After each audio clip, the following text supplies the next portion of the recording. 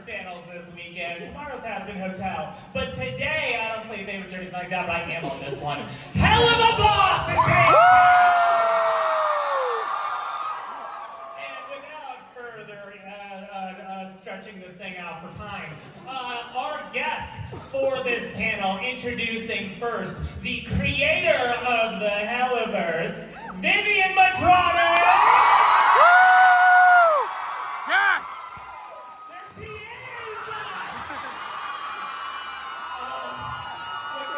Look at her go. Next up, the man himself, Brandon Rogers!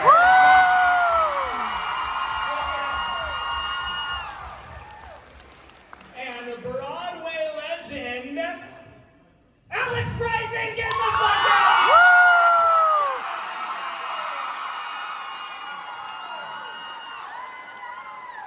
And because I didn't plan this in advance, I didn't switch people around. Literally Sam Haft, our music writer and composer. If I would have planned this out better, that would have been a lot more fun for everyone. Have a seat, have a seat.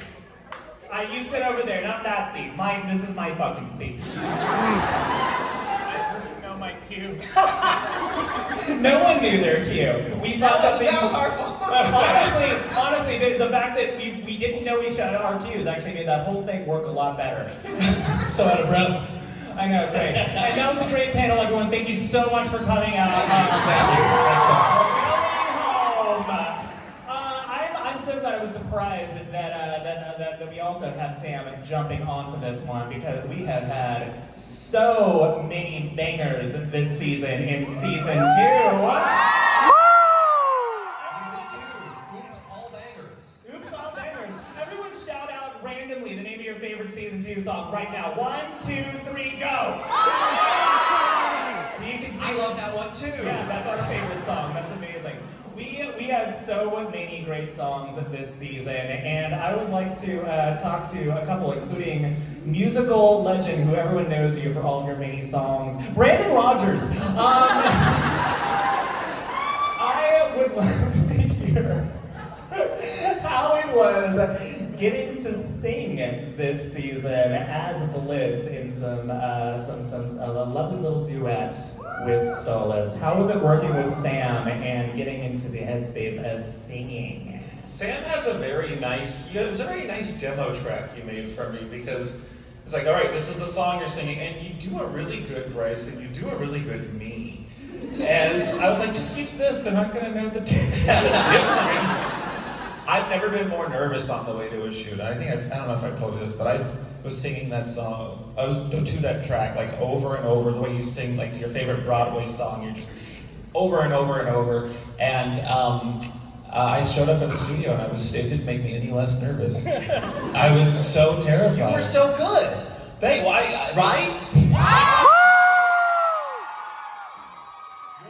helps having amazing lyrics like that. I didn't think I could sing that fast. You got me. It got a little medication side effecty. Well, I've been having a successful career with auctioneering now. Yeah. So thank you for that. I'm Yes. so happy I could launch you into your second act in life. Yes, I'm quitting the show next week. Thank you. And that's how you fuck yourself over, because then you do a good job and they probably want you to do it again. So Brandon loves to fuck himself, so. Yeah. Sometimes you just sit the wrong way at the right time. The right way at the right time. The wrong hole, the right hole. Anyway, Alex, I have been asked multiple times what my favorite song from the series is, and I think it's now 2 Minute Notice. Yes! Woo! That song especially is too relatable, because I think everyone has somebody they wanted to sing that fucking song to at some point in their life. So I want to talk to you a little bit about recording 2 Minute Notice and how you felt about that little farewell ditty. That is my favorite song that I've recorded on Helluva Boss. It's the most fun I've had. I've felt the way that Fizz has felt. I've also so flattered that there are so many people that have come up to the table and said that they've quit their job.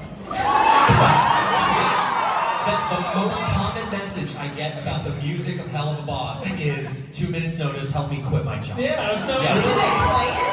talk to their boss or no? It just empowers them to say. Yeah, either okay. they like play it in the car on the way to their job. I would love to see a video of somebody just doing it at their Yeah, job. it's like, hey, by the way, Bob plays like the entirety of a 3-minute song. Hey, by the way, I quit. And the boss is like, What? okay. I don't know what this is. I love that. And It just seemed a bit excessive with the whole choreographed dance number and everything. You could have just laughed. But also you're fired, so don't worry.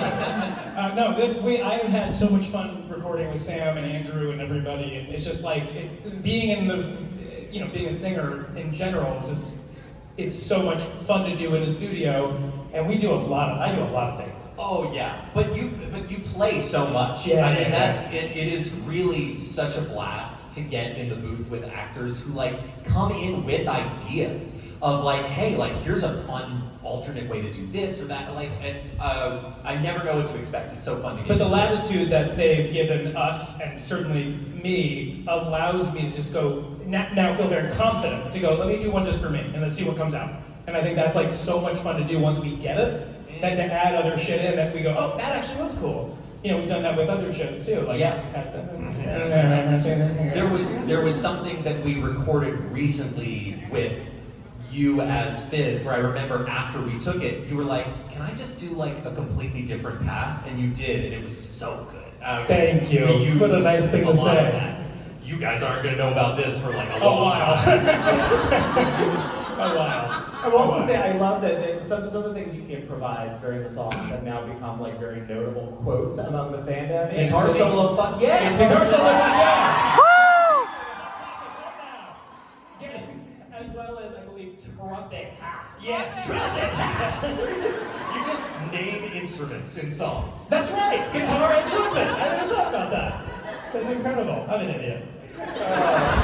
Now for Sam and for Viv, like the songwriting process on this, where does it start, and then when does it get passed on to Sam to take it from there? What is the collaborative process like for you two writing these? So the start of it is when we're writing. I mean, it's a mix of things, because sometimes I know really clearly what I want to be a song ahead of time, and I already kind of have the reference and the concept involved, especially with Has Been. That's kind of been the situation. With Helluva, some of them kind of find their way in because the rule is there has to be at least one song an episode. Has Been's a little different. There's more songs, so it's like at least 2. Yeah. And so, it's a little different. But with Helluva, it's a little bit more natural. It's like, what feels right for this episode? And because it's I will never know the right way, diegetic, not diegetic, whatever, it's in the universe. Diegetic. Diegetic. I've been told so many times. So I never remember. It's horrible. Anyway, yeah, diegetic. Because of that, the diversity of the music can be easier. So it's like, for example, in Ghostfuckers, it was in the universe, like. Right, there's a Ghostfuckers musical show. Yeah, there's a Ghostfuckers musical show, and then the other one is kind of just because it's a Scooby-Doo episode. We've got like a Scooby-Doo like, silly chase scene song. Sung by Jinx Non-Sing. Yes. Who's an amazing singer and did something very silly for it. I love and by the end she's like just by the end, and it's really great. Yeah. So it's super fun, but yeah, usually there's a brief of some kind, and then I meet with you or you and Andrew and go over what it is and the reference and the sound and all that stuff and the complicated. You've got some complicated stuff coming up. Oh yeah. I mean, Andrew and I are very lucky because there is a lot of songwriting work that is kind of client based, where people will assign you a song and be like, I don't know, you're the songwriter. And like in theory that's nice, but in practice it's miserable because you're like, how do I have to like know what the creative direction of the show is? I think it is so integral to what makes these songs work is that Viv has such a clear vision for like, this song needs to be this way for this reason, and that's one of the things that like really makes it so cohesive in spite of the fact that the songs stylistically are all so different from each other.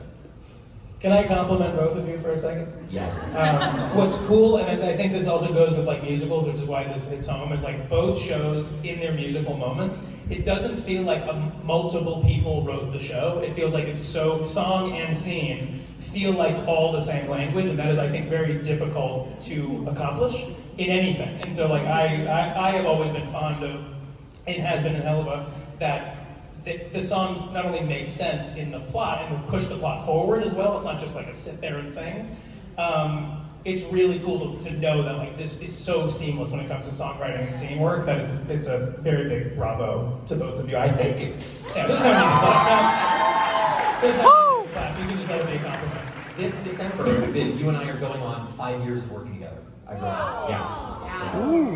Yeah, and it's very fun because like I feel like I'm very casual with you guys now, but it's like, all right, here's what the song is, and here's, especially like with how dire, because there's, you know, I can't say much about production, but like, you know, right now we are heavily between 2 seasons of these shows. Oh yeah. And so you guys have a year in for you, and so what because we're writing, and then you guys are writing, and so it's like kind of a lot, but it's exciting. I mean, I'm excited for all the music that's to come for both shows. So it's all great stuff. It's just more like, I literally, I'm like, guys, the script it's not quite finished, but like, here's what it is, and it's like, here's all the references, and you're like, okay, got it, and then you get, it's like, it's become very like, I don't want to say unprofessional, but like more casual. It's become casual. Just like here. And that's something on their desk instead of like a nice like meeting. Yeah, it's a function of the volume too. I did the count of the songs that are done and the songs that will be done, and there's over 100. Oh my god. Yeah. So it's a lot. To start memorizing those fucking lyrics, we want to hear them in our lines. One of the things that we covered this season, especially in our flashback in the Mammon episode, was the hero worship, especially for Fizzaroli towards Mammon and kind of how that shapes him. And I'd love to ask this cast, hopefully with a hero who is less toxic and horrible as Mammon is, but was there anyone specific when you got into this art who inspired you to pursue this field? And I actually want to start with Brandon on this specifically because we had John Waters in fucking Ghost Fuckers. So I would love to kind of start with Brandon and talk about somebody who kind of inspired you to get into this world. John Waters is definitely one of my biggest inspirations, and not just as a filmmaker, as a storyteller, and just also as a queer storyteller who had to face a lot of challenges getting these productions made. My career has a lot of parallels with him. And when I wrote Ghost Fuckers, I described Rolando as, I think in the script, he was a John Waters-y kind of a dude. And I left the description at that. I think I said mustache and the hair, the comb over and all that. And just John Waters. He was slimy, trash in his voice, and you could hear it. And they waited until we're in the studio, until I'm in the studio, to tell me that we locked him in for the role, and I freaked out. One pamper later, I was back at my mic and let's do this.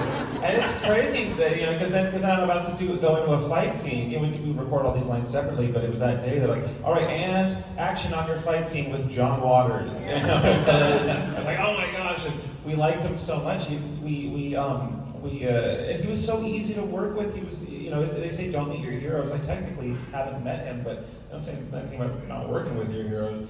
And I honestly, I really respect him a lot more hearing just how talented he is as a voice actor. I didn't know that, he did a good job. That's all we've ever heard him really is Simpsons.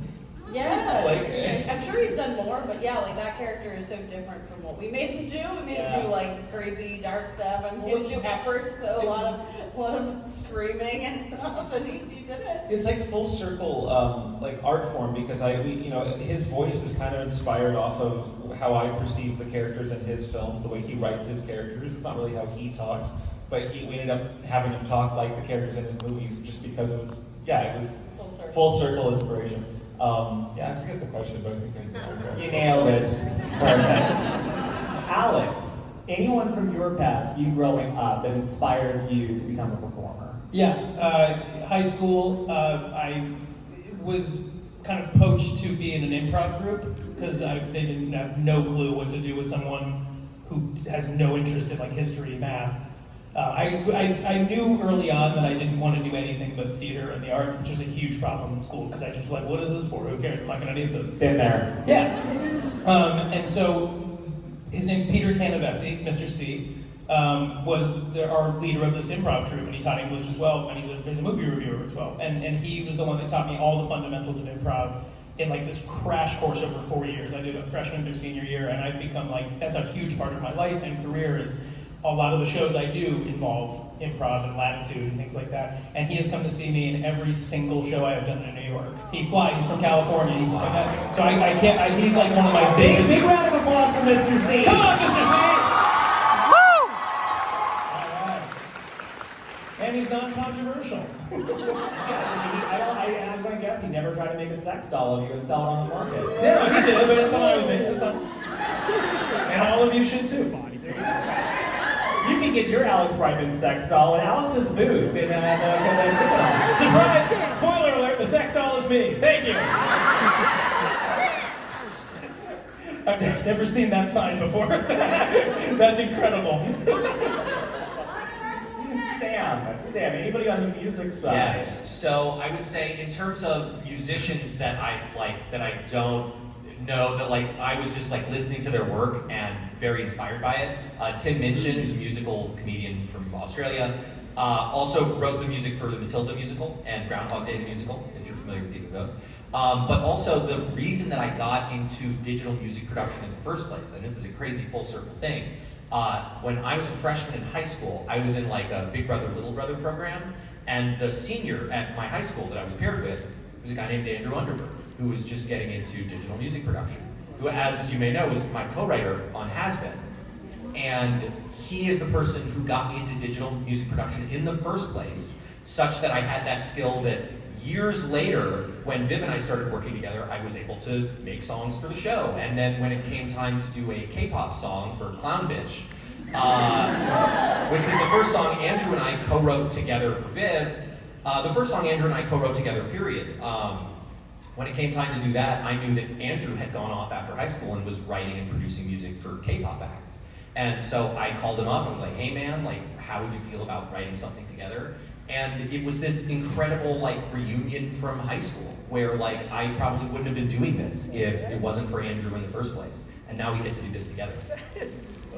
I love when I learn something on these panels. I did not know that you had the most wholesome backstory. A Big Brother, Little Brother program is what led to this music. Yeah. I got a very literal mentor in that program. It was and now Andrew and I are, you know, as close as we've ever been. And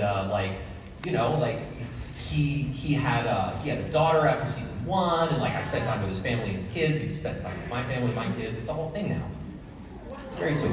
I love the question. Is like, so what got you to write this horny demon music? It's a really cute story. Well, that's and Andrew has been so excited to participate in this too, because outside of K-pop, a lot of the work he was doing was for like young children's music as well, and that was something that he would constantly bring up when we started working together, which is just like, I'm so glad we can say fuck. Like we've been like stuck in like Coco Melon world, and he is so thrilled to be doing this with me.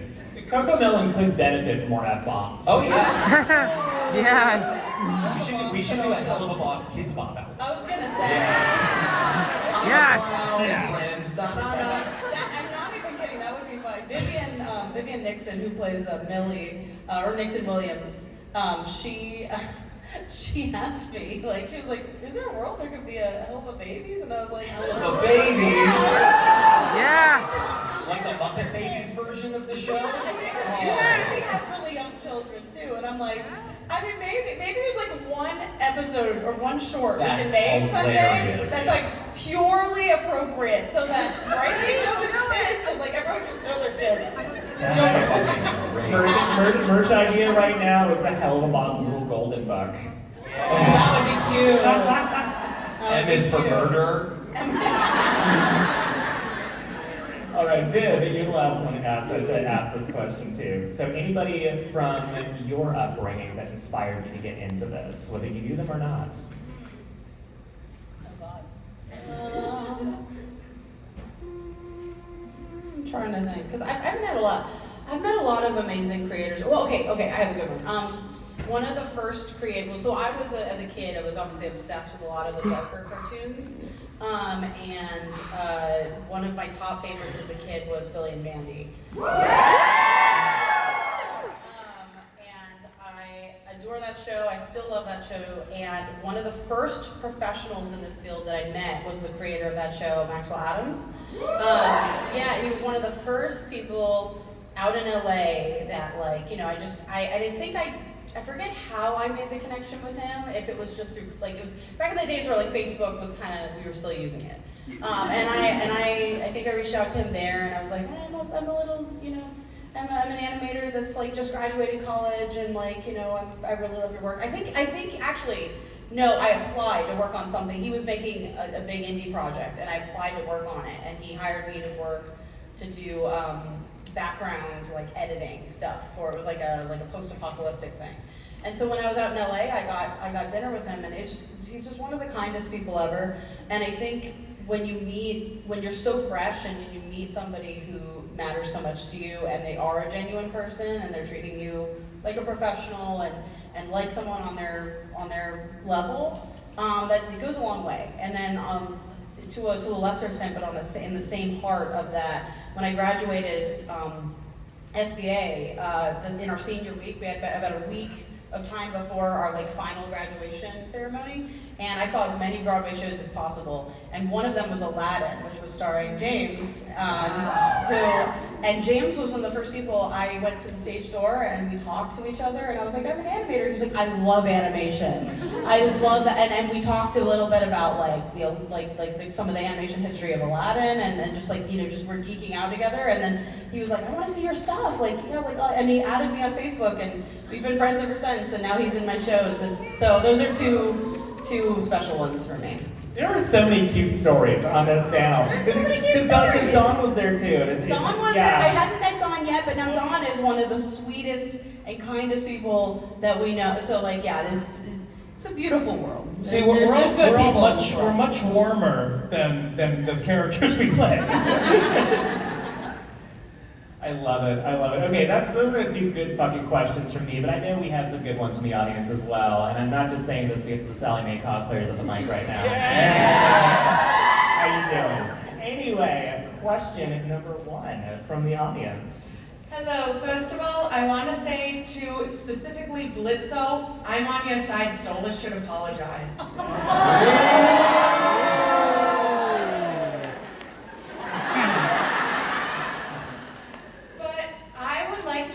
What the imps do during Extermination Day. Is it like a Super Bowl for them? Like, what do you guys get up to? Okay, before you get into that, you have one of my favorite voices I've ever heard ask a question. What the fucking imps do up there? Is that fucking Super Bowl or something? My favorite accent coming out of a Sally. This is great.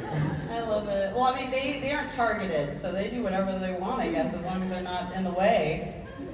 Just like getting groceries, picking up a prescription, which is Go on vacation. garbage. They're nowhere near the prime rate. They go on vacation.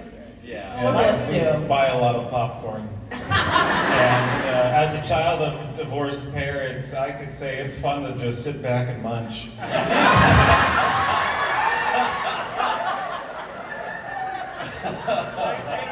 I do really like the idea that they have no fucking interest or idea what's going on. There's like this like two worlds, apocalyptic battle going on there, and there's just those, why doesn't Lindsay love me? We have real shit we're dealing with. It's just fireworks.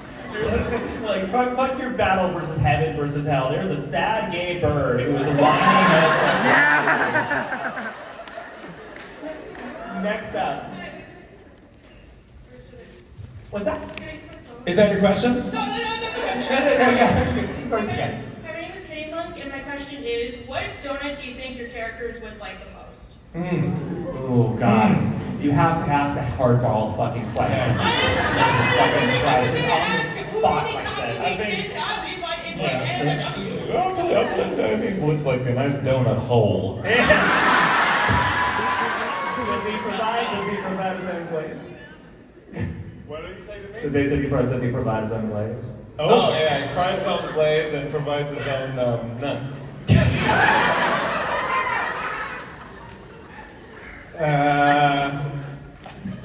Don't dodge the fucking question, Alex. Just, you know, what are the... Lots of sprinkles. No, that's a donut hole. No, I like the, just regular sort of, because he's, you know, Fizz is so wild and crazy, sort of his thing is a regular, just cake donut, nothing on it, maybe dunk it in some semen, and and I just stopped talking. Yeah. Write it down. Yeah, did I stutter? No. The macros on that are probably pretty good. And I'm going to say a maple bar with cum. Anyway, next person on the plate. Great question. Hi, hello. Do you mind doing a voice impression of your favorite character? From the show? From either Helluva or Hassan. Sam?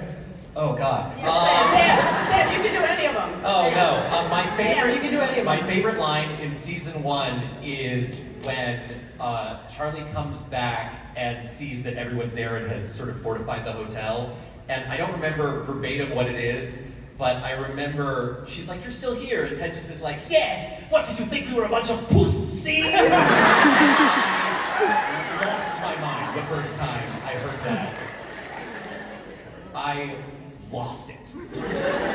I have a very specific one, and it's nifty after she stabs Adam. And it's not a line, it is how Kamiko laughs. And it's because she goes, ah ha ha, and then she starts her next one with an R. It's so insane, and I've rewound that so many times. It's one of the best laughs I've heard. That's fine, it'll never get old to me. I've always a little bit wish I could have been Wally Wagford. I like whenever he gets a door slammed in his face, you just hear him walk. In my mind, he's walking away going, "Oh, I say. I will also say that Wally is probably one of the characters I quote the most, and like when I went through, it's like, "Hurry up and sing, boy!" I'll say. He's a little adjacent to Sally Mae there, now that I think about it, Wally Wagford. They're all from the fucking Rath Ray. They got that deep Southern Rath Ray accent. Nutty Southern, that drawl. Goombas. What the fuck? One of those had to been a slur. Not even the right ethnic slur. I think I speak for everybody when I say I'd like to hear Viv do an impression.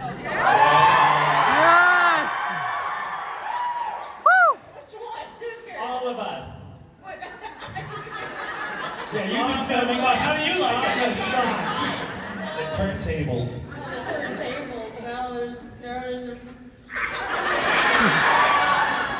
Fuck. Or give me a line. What's a line? Because you wrote them, Viv. Burger time. All right. It's burger time. Burger time. Burger time. Burger time. I can. Wait. What's a? I feel like. Okay. Sorry, I fucked your husband. Yeah! Woo! All right, now Southern Charm, bring it. Oh, Sally? Yeah. It don't count if they don't find the body. Woo! Yes! That's the first time we made her do that. We're gonna make her do that more. That's a great question. Thank you so much. Hello. Yeah. My name is Katrina, and I was just wondering if you guys ever did a Freaky Friday episode and like switch bodies. Who would you want to switch your character switch body in, and why? / who would you want to fuck? Whilst we've switched bodies? Yeah. So you switch into somebody's body, and then you might, go. Do you want to fuck yourself? Do you want to do somebody else's part? I'm gonna say I would have Sally Mae switch places with Charlie, because sup, baggy.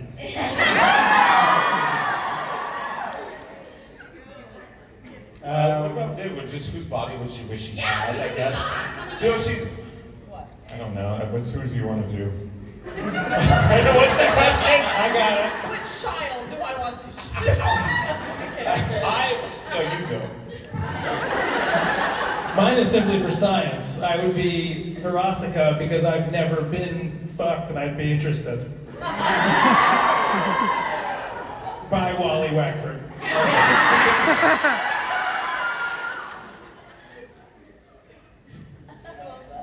I'd be Luna, so that way I could fuck anyone I want. Oh, sorry. Alright. Thank you. Thank you. Thank you. Thanks for dressing up. Did the interpreter change? Oh no, we drove away the first one. The first one was like, nope. Yes. Much. Hi, so my question is for if anyone who knows the answer for it. In the short We a Boo Boo, who was responsible for Emberlin's bedroom and the many items present? That was a group effort. The board artist was Amanda Hurd, and Amanda's also the art director for the show. So I would blame them for everything. But it was honestly a group effort because we all, I think collectively as a crew, that episode was just a huge cell phone. And so a lot of people suggested like posters and titles of like fan fictions and like just items that would be in this person's room, and we just kind of threw it all together. So I would say the entire Spindleworks design crew was at fault for that. But I will say a lot of people looked at We Boo Boo and were just like, oh, this is about the fans. And I'm like, It's do really you know about the us. It's 6 just freaks us. who make this fucking show? Don't get us wrong, it was absolutely about the fans, but it's also, so many people like that are also making the show. That's Yeah. why it's so part of this culture. There's not a very big There was- line between fan and creator. Yeah, By the exactly. monster fuckers, for the monster fuckers. Yes! Woo! That's why all of our characters are just so damn fuckable. Thank you so much. Thank you. Hi, my name's Eva, and I was wondering, throughout all of Helluva, what's a line that you wish your character said? I think we all said fuck at some point. I love that was the sound of a fucking divorce. That is. But Blitz would have to get married to ever say that line, so that wouldn't happen. I just love the line and I love the delivery of it. It's another Bryce line. It's I think so highly of you. I didn't know how low you thought of me. That line was it's a beautifully written line, but it's like also just like it was so beautifully executed. Very powerful. It was so powerful. So it's not really the end. I wish I said it, but I just love that line. I would have liked Bryce it through a delivered. lot emotionally. It wouldn't have sounded emotional if I did it. So low of me. Every Stella line is like screaming like Georgie. Oh, yeah. You wanna fuck this one too? That became a meme in like my little friend chat. I have my friend Logan. He does that all. You want to blank whatever like conversation we're having. He'll you want to blank this one too. Like it's just like part of our conversation. Also, I use Mammon lines constantly in merch talk. So it's gonna, I'm not gonna lie to you, Fizzy. I like that. That is amazing. I think you're fucking good. That's a good one. Thank you. You look great. Thank you. Jingling away. we all enjoyed that. I know we There's did. no one that's a fist cuff there. There's a jingling. That tickled the ear It's just so right. I'd like to know what music streaming service you think your character would have and what their most streamed song would be. She just listens to the same shit as me, so it's Spotify and like the entire Ash Nico catalog. I think Blitz is a SoundCloud guy. Not a SoundCloud What is his most streamed song? Anything by the Gone Jackals, which was a 90s rock band. I think he likes a lot of grungy shit. Napster. Semi-precious weapons. Thank you guys. Thank you. Hi, I'm Mira. This is just a fun little thing, but with Blitz completely ignoring Emerald, what character do you think she will obsess over next? I don't think she's over him. I don't think she cares that he's ignoring her. I've met enough Emberlins at these cons to know she is not over him. I don't know. I can't. That's more of a your question. It's your jurisdiction. Yeah. Oh, she'd be all over Alistair. Lucifer probably. Asmodeus probably. You're literally just now going down the list of like Going who down the has the most porn results of our characters. Chaz. There's all of them. All the male characters.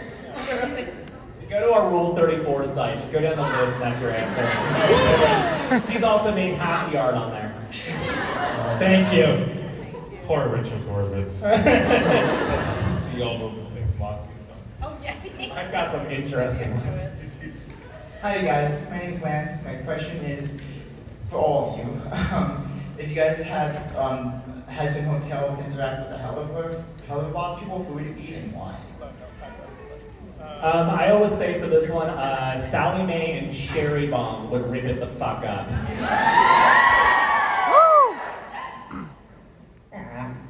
I don't know. I feel like Blitz and the Angel have a few similarities with trauma. I think. I don't know. They have a very low image of themselves, so maybe they bond over that. I think. I don't know. This is a big question. It's for fun. Oh, It's yeah. a good answer though. Maybe good trauma buddies. Fuck buddies maybe, but trauma buddies. Trauma fuck, do they exist? There's a few you here. Trauma fucking's a very real Trauma thing. fucking is a real thing. I like you're queer. Trauma Fuckers is the next episode. Trauma fuckers. Trauma Fuckers is the next episode of Helluva Boss. That's the next episode. Trauma fuckers has been every episode of the series That's so right. far. I think Adam and Mammon. It'd be just like a nightmare. Such a nightmare duo. That'd be fun, though. They would, Yeah. they would definitely kiss. What? I feel like the flip side of that is like Moxie and Pentious, just like a soft boy duo. The soft boy duo. The softest boys in hell. Yeah. Smart one. Okay, just scream it with no mic over there. And speaking of Pentious, we have Pentious right after you. Thank you so much, Lance. Thank you so much. Yes, there he is. So either for your character or for just you personally, what is like your favorite drink? So what would your character drink like on a daily basis? My go-to drink is a Long Island. On a daily basis? Horrifying. That's horrible. Non-alcoholic cherry vanilla Dr. Pepper is what I go for. Was it drink or was it just overall beverage? That's the same. That's the same Pepper thing. for out. Dr. Pepper. Yeah, I feel it's whiskey, coffee, or Diet Coke, and then hot sauce. That's technically not a drink. It can be. It can be. Anything to drink if you're brave enough. Why did I get an applause? Cheers. Iced coffee. Thank you. Thank you. Cute. Big iced coffee. What? Hello. Oh, oops, sorry. Hi, my name is Paola, and my question is, how much do you see yourselves within the characters you play, or specific story arcs from the show? I feel like a lot of us just blend together after a while. Sally and me definitely a lot, especially after Hell's Bells and writing that in relation to my own relationship with my sister and a lot of personal experiences that come from that. So for Sally Mae, there's definitely a lot of both of us in each other. We very much been in each other. Next. I think, other than liking horses and being murderers, I think Blitz and I are very joined at the hip. At least he's, of all the characters I played, he's the least of a departure for me to get into. So yeah, I think I'm a little bit more flawed than him, though. It's Fizz for very obvious reasons. Is I literally get on stage 8 times a week, whether or not I want to. So like it's like if I'm feeling sad, if I'm feeling not into it, it's like it is not necessarily the show. The show must go on is such a fucked up phrase, but we follow it. So I tend to feel like a jester who can't feel feelings all the time in front of people. So it's like I get it. I totally understand him. In terms of stories we've represented, I was lucky that I think the first thing that I ever got asked to do for the show was write Stolas' Lullaby, You Will Be Okay. And I wrote that at the time my son had just turned 1. So I feel like all the stuff that involves Stolas' feelings about himself as a parent, his anxieties about his failures as a parent, all that kind of stuff, I really love that angle. That song, I just have to say, that song is a big reason why I think a lot of people get locked into the show, is that particular song. Because the pilot, or the first episode is great. You get to episode 2, and then it starts with this unexpected depth that we didn't think the show had. I think a big part of the show's success today has to do with that song. And so, yeah.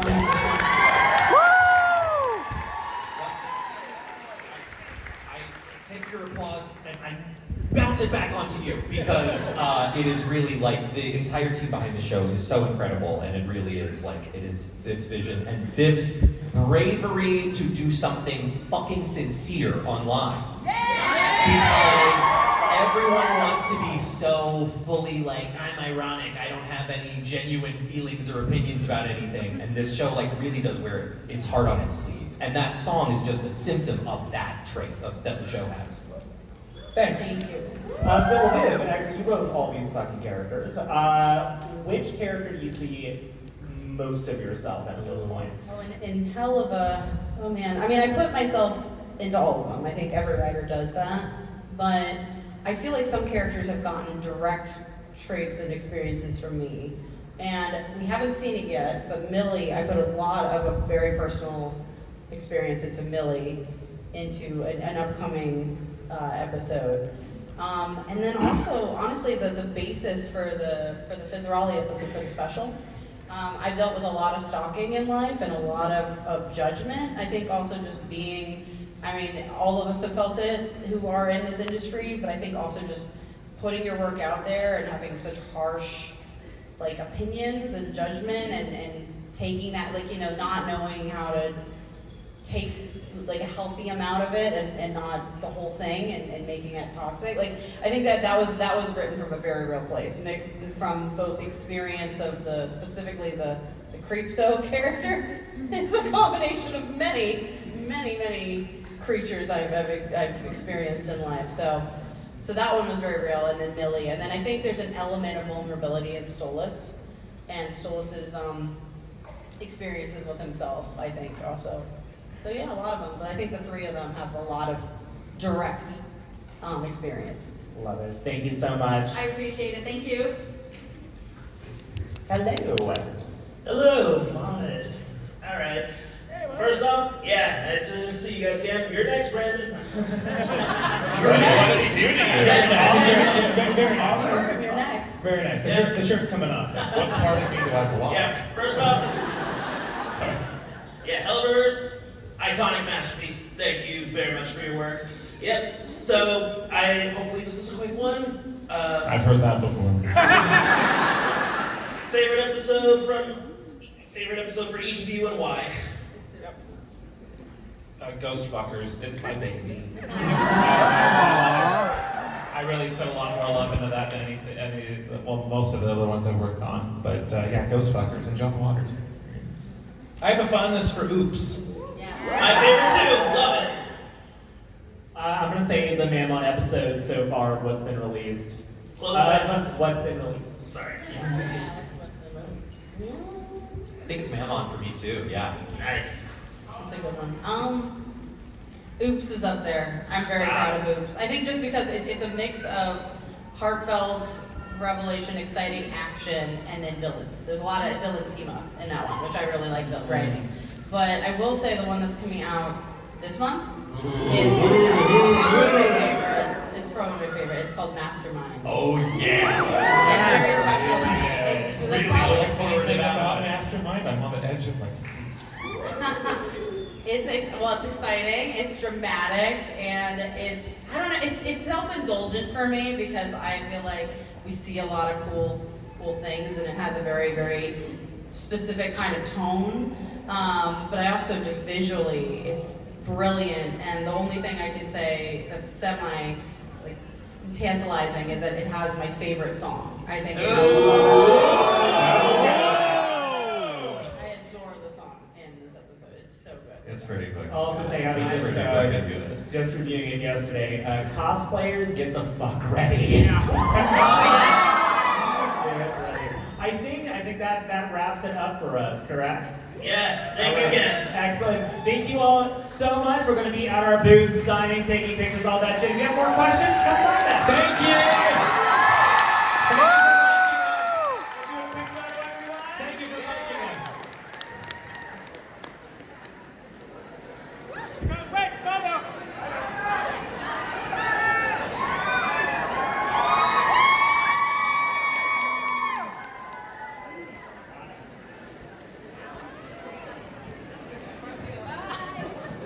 Is it okay if I help you?